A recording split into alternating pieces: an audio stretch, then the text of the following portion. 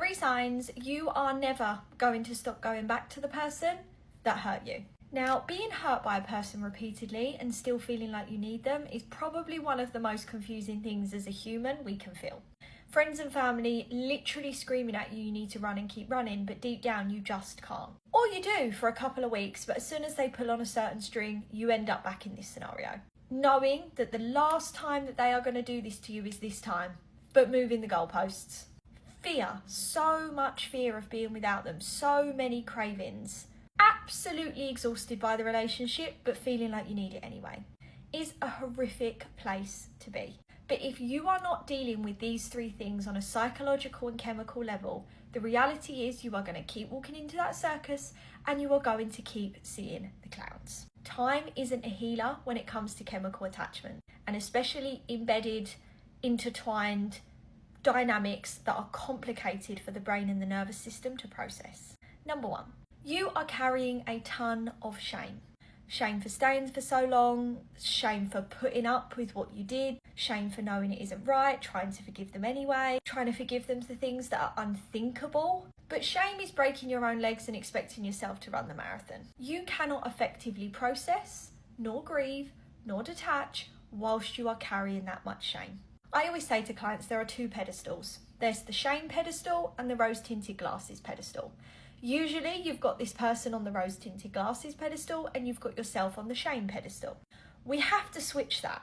Or every time you try and focus on the bad of this person, your brain will come up with something good. Every time you try to leave, you will miss them. You will crave them. Every time somebody says this person did da-da-da-da-da to you, you will have a reason why they did it because of their childhood or this or that. Because deep down, you are carrying all the shame. You are carrying a level of the responsibility. And all the time you've got that in your emotional rucksack, your brain doesn't have the psychological energy to process the facts, which means your logical brain can't strengthen, your emotional brain can't regulate, and your inner critic is just going to keep beating you up. And you're going to look to this person to make you feel better, and they are going to continue the cycle. So unless we psychologically get to the core of shame and work through it and empty it out of your rucksack, you will continue in this cycle. Number 2, you are looking to the snake that bit you to pull the poison out, whether consciously or not. You're wanting them to change. You're wanting them to do the work. You're wanting them to apologise, to take accountability. But in hoping for all of this, you are avoiding the detachment process. You are relying on hope. And I always say hope is a life raft. When you're in the middle of the ocean and you're swimming away from one island and you know you need to swim to the next one, you're sat on the life raft, you're sat in the dinghy. But ultimately, that's only going to keep you there for so long. And you're going to end up swimming back to the island. So at some point, we need to teach you how to swim. And that is giving you the right tools to process psychologically the facts. For you to recognise the dynamic you're in, but not think your way out of this.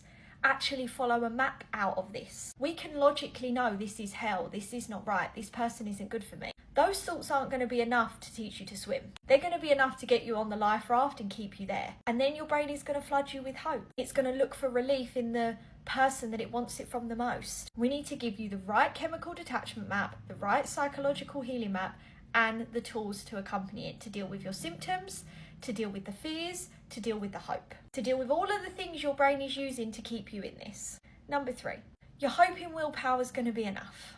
It's not. There are so many clients that come to me that say, Paige, I am a smart, intelligent, strong, capable human being. But when it comes to this person, I get guilt tripped, or they just overwhelm me all the time, or they're just relentless, or I end up going back even though I know I shouldn't. It's got nothing to do with who you are as a human being or your capabilities outside of this dynamic, and everything to do with the fact that you can be talking about this in therapy forever and ever and amen. But unless you are chemically detaching from the high highs, the low lows, the reinforcement cycle, the shame and the hope, willpower's only going to get you on that life raft. It's not going to teach you to swim. None of us have willpower for something 24/7, 365 days of the year. Willpower ebbs and it flows. And it comes from the part of your brain that's actually the weakest when you're in this dynamic. When clients begin to actually chemically detach, and I can give you an example literally from this week, they will say, I saw a picture of them, didn't feel anything.